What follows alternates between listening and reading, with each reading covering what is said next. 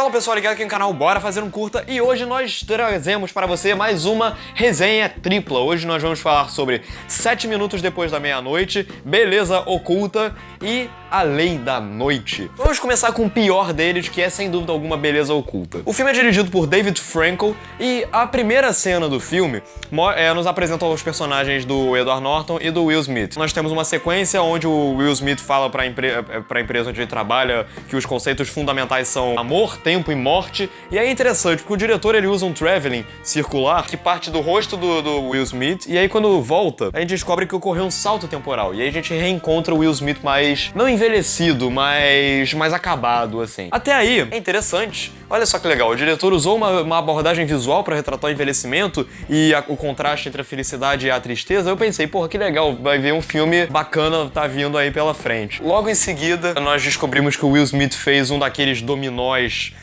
que certamente levaram muito tempo pra serem feitos. É um dominó gigante, todo colorido, e aí ele resolve dar aquele toque que vai desmanchar ele inteiro. E aí, enquanto ele vai se desmanchando, a gente ouve aquela música Way Down We Go, que muitos de vocês talvez lembrem pelo trailer 2 do Logan. E vejam só o quão idiota, o quão óbvia é essa cena. O Will Smith tá todo acabado, o dominó tá caindo e a música fala Way Down We Go. Ou seja, olha o nível do filme. E o filme inteiro segue uma abordagem mais ou menos assim.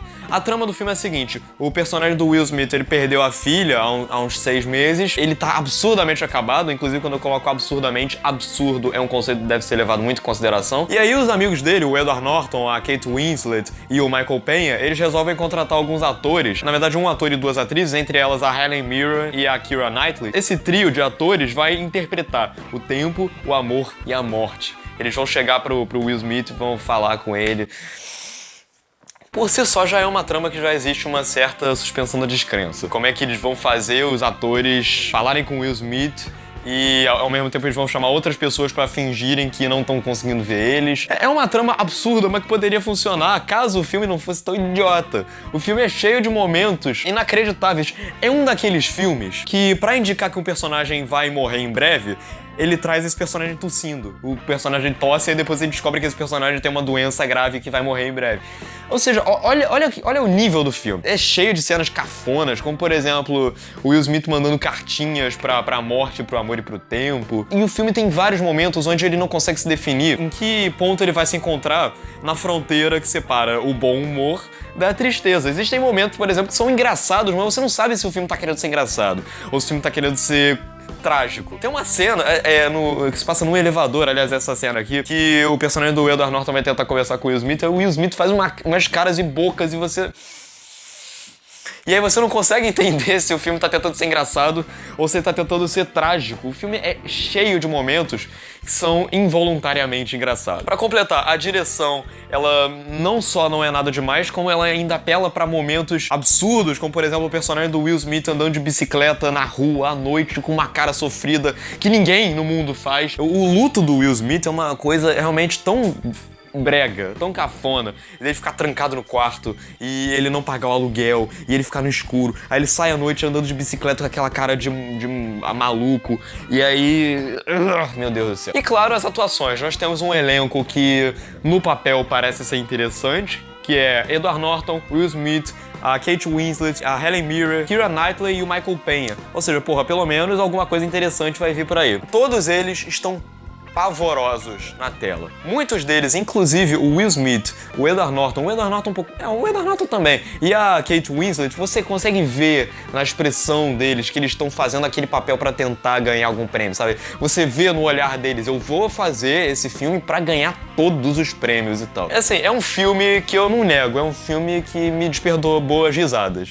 Eu ri bastante. Mas mesmo assim, isso não torna o filme bom, muito pelo contrário, é um dos piores filmes de 2017 de longe. É um filme que, quando ele faz rir, ele não quer fazer você rir. A risada é involuntária. E a trilha sonora é uma trilha sonora que investe em sintetizadorzinhos. É uma trilha sonora que não tá adequada a um drama. Ela tá mais adequada a uma vinheta de canais de gameplay no YouTube, ou então a um vídeo motivacional que vem naqueles 5 minutos antes de você poder pular o vídeo, de vídeo promocional. É uma trilha sonora que não combina. No saldo geral, o Beleza Oculta, ele é aquele filme de drama medíocre que é feito pra sessão da tarde de hoje em dia.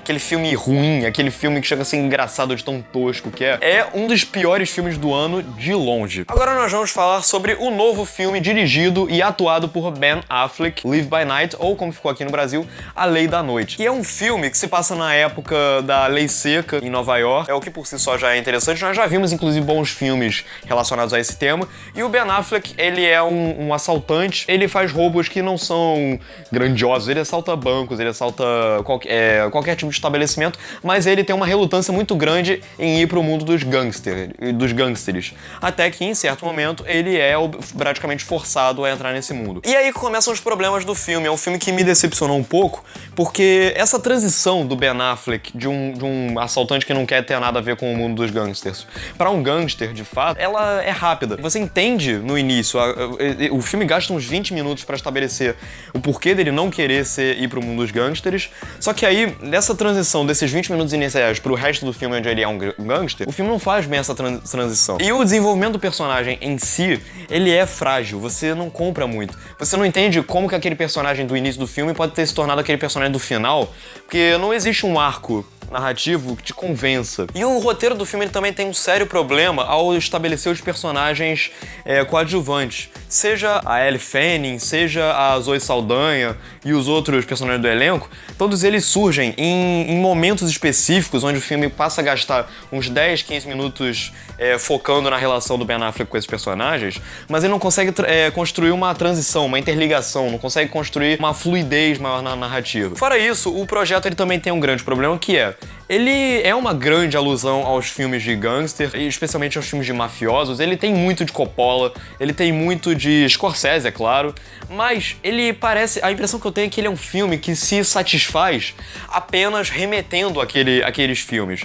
Poderoso Chefão, Bons Companheiros, Cassino... Ele só remete, mas ele nunca tenta inovar, ele nunca tenta trazer um diferencial a esses filmes, a esse subgênero de filmes de gangster. E esse é um problema do filme, porque na maior parte do tempo ele se torna um filme repetitivo, você fica com aquela sensação de que é um filme que você já viu. É um filme do ponto de vista temático, ele não traz nada de novo ao gênero, e também não traz nada de novo ao gênero do ponto de vista de estilo. E agora, partindo pra direção do Ben Affleck, ela é uma direção com altos e baixos, mais altos do que baixos. Existem vários momentos que são interessantes na composição, seja da mise-en-scène, seja do próprio conceito da cena em si. Que é a mise-en-scène, lógico. Existem alguns instantes, como por exemplo, o tiroteio que ocorre no terceiro ato, que depende muito da montagem paralela, e com isso remete, claro, aos finais de cada um dos três Poderosos Chefão. Inclusive, um desses momentos traz uma cena que é interessante, que é um cara despencando de uma escada e sendo metralhado enquanto isso. O filme, ele traz alguns momentos que, do ponto de vista de estilo, são memoráveis. Agora, o Ben Affleck, ele também tem alguns problemas na concepção da tensão. Existe uma cena onde o Ben Affleck o personagem vivido pelo Ben Affleck, tá pela primeira vez ameaçando uma pessoa. E você não sente esse peso, você não sente tanto essa intensidade na cena em si. Fora isso, o Ben Affleck, eu já acho que ele é melhor diretor do que ator. Aqui no filme, ele cria um trabalho que é interessante. Você entende o porquê dele não querer ir pro mundo dos gangsters, mas ao mesmo tempo ele passa uma convicção. Embora essa transição seja mal feita, quando ele é um gangster, você entende a intensidade dele. Por outro lado, existem alguns momentos que são bem artificiais, alguns momentos onde o tom de voz dele começa a irritar um pouco. Ele passa uma inexpressividade que é um pouco incômoda, e um pouquinho mais de expressividade seria bem-vinda no caso desse filme. Mas existe um momento especial que me chamou a atenção, que é um momento que basicamente justifica parte dessa canastrice que o Ben Affleck tem aqui e ali, que é quando ele tá sorridente com uma pessoa, e aí quando essa pessoa vira de lado, ele desfaz o sorriso numa expressão mais amarga, mais inexpressiva mesmo. Então é interessante, você vê a falsidade do personagem só nesse micro movimento facial que ele faz. E do ponto de vista de estilo, novamente, a fotografia é bem interessante, ela investe em tons cinzentos, que novamente remetem sempre aos bons e velhos filmes de gangster. Tirando, claro, o Poderoso Chefão carregava mais no marrom, é claro. E do ponto de vista de design de produção, novamente, o filme sabe reconstruir muito bem aquela época, seja não só nos carros, mas nos figurinos, na concepção visual dos prédios e das lojas que são visitadas pelos personagens. Mas é um filme que tem coisas interessantes, mas é um filme que parece estar muito satisfeito ao apenas remeter aos filmes de gangster. E eu achei um filme bem chatinho, inclusive. É um filme com um ritmo bem monótono, é um filme que demorou pra passar, eu achei. É um filme que me decepcionou um pouco, porque o Ben Affleck, como diretor, ele vem numa pegada bem interessante nos últimos anos e esse filme tá bem inferior. Não é tão ruim quanto algumas pessoas fizeram parecer que o filme era, mas é um filme bem fraco. E pra finalizar, nós temos A Monster Calls, que aqui no Brasil chegou como 7 minutos depois da meia-noite. Finalmente eu aprendi a falar o nome desse filme. Eu já escrevi sobre esse filme, vou deixar aqui o link na descrição com mais detalhes, mas é um filme dirigido pelo Juan Antonio Bayona, que é o diretor de O Impossível com a Naomi Watts e que também dirigiu alguns anos atrás O Orfanato, que era produzido pelo Guillermo del Toro. E é interessante esse detalhe, porque aqui no A Monster Calls você vê o estilo do filme, ele lembra um pouco Guillermo del Toro do ponto de vista visual. Não só do monstro em si, os próprios cenários, a fotografia, a dessaturação da fotografia lembra muito o estilo do Guillermo del Toro, inclusive. E uma coisa que é interessante é que, além disso, o diretor, o Juan Antonio Bayona, ele consegue imprimir um tom pro filme que é muito interessante. Ele consegue criar uma identidade pro projeto. O filme, ele parece uma fábula, ele é narrado como se fosse... não é narrado, eu não conto com uma narração em off nem nada assim, mas ele soa como um conto mais fantasioso, mais lúdico, que não se passa no nosso universo. E existem instantes, por exemplo, que visualmente, em termos de estilo, são muito interessantes. Existem vários momentos onde o monstro, que é essa árvore gigante, esse Groot gigante, cuja voz é feita pelo Liam Neeson, ele conta histórias, as histórias, elas são sempre retratadas visualmente, com ilustrações diferentes, com estilos diferentes, como pinturas ou como desenhos mais estilizados.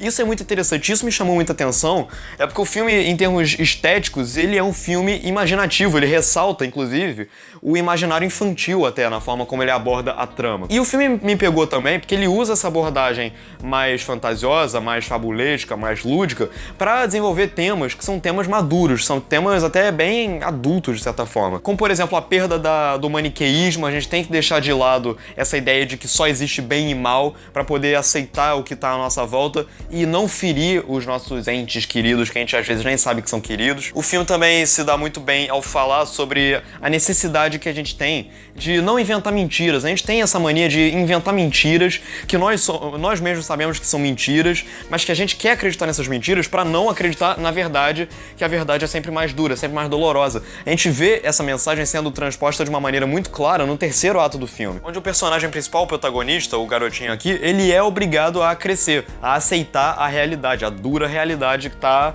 diante dele. Fora isso, o elenco do filme também tá sensacional. A Felicity Jones, ela, às vezes eu até esqueço como ela é boa atriz, mas nesse filme ela me lembrou ainda por causa da interpretação dela, uma interpretação calorosa. A personagem dela, ela sofre de câncer. E você, ao mesmo tempo, você vê a autoridade dela como mãe do protagonista, sem que a personagem deixe de reconhecer as fragilidades que ela tá enfrentando naquela hora. Nós também temos a Sigourney Weaver interpretando uma avó, e no filme é interessante, ela ao mesmo tempo ela consegue criar de início uma personagem que parece ser antipática, que projeta uma antipatia no público, mas que gradualmente vai se revelando menos simplista. A gente descobre que a visão de mundo que a gente tem que ter com relação àquela personagem é menos simplista, é uma personagem que faz o que faz por bons motivos. E o Toby Kebbell, que é um ator que faz filme bom e faz filme ruim, ele às vezes ele não sabe muito bem qual projeto escolher, vide o Quarteto Fantástico, Warcraft, o Novo Ben-Hur, ele aqui é um filme que ele acerta. Ele cria um personagem amargo, mas que faz de tudo pra não ser tão amargo. A gente sente o peso desse personagem que é um pai divorciado e que só vê o filho aqui e ali. E o filho, inclusive, o personagem principal, o protagonista, ele é um moleque que, quando crescer, ele provavelmente vai ficar a cara do Tom Hanks. Ele sabe criar essa transição muito bem, de um moleque que é inocente, que vive num mundo de ingenuidade, mas que gradualmente vai se transformando numa pessoa cada vez mais madura e menos maniqueísta. É um filme que realmente me pegou de surpresa, é um filme fantástico, que eu recomendo pra todo mundo assistir. 7 minutos depois da meia-noite, um dos grandes filmes que saíram aqui no Brasil em 2017. Que pena que foi um fracasso de bilheteria, que pena que não surgiu nas premiações do Oscar, porque é um filmaço. Com isso, nós encerramos mais um vídeo do Bora Fazer um Curta. Deixa aqui o seu like, assista esses 3 filmes, comente, compartilhe, inscreva-se no canal, acesse o nosso parceiro, canal do Neutron, claro. Com isso eu me despeço, um grande abraço e valeu!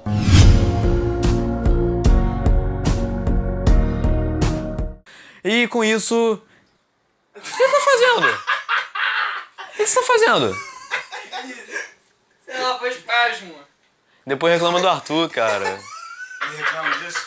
Você viu o que ele fez? Isso. É. Caralho, cara, o cara do nada. Cara, eu não Qual é o imagino. problema de ficar assim, Luiz? Não, você já chega assim, tá falando... Para. Uma coisa que eu imaginei. Eu nunca pensei que eu veria o Luiz, ou o sacrossanto Luiz, fazendo esse tipo de coisa, cara. Ô Luiz, né, cara? Meu Deus. Quem? Luiz. Eu sou Luiz.